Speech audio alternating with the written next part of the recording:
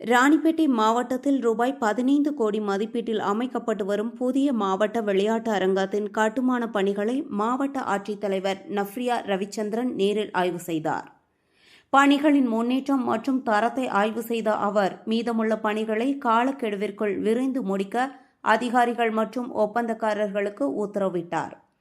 இந்த விளையாட்டு அரங்கம் பயன்பாட்டிற்கு வந்தால் மாவட்ட இளைஞர்களுக்கு நவீன பயிற்சி வசதிகள் கிடைத்து விளையாட்டு திறன் மேம்பட உதவும் என அவர் தெரிவித்தார். செய்தியாளர் செந்தில்குமார்.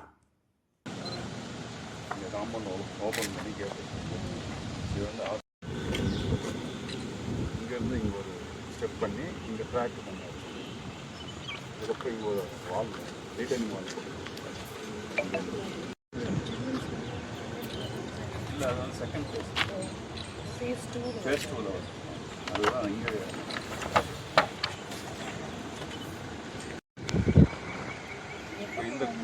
இந்த கோர்ட்டு தான் இப்போ அலைன்மெண்ட் மாற்றிருக்காங்க. ஈஸ்ட் வெஸ்ட் இன்னொரு 2 months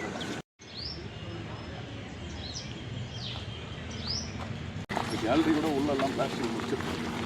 அவுட் பிளாஸ்டிக் பண்ணணும்னா ஒயிட் வாஷ் பண்ணி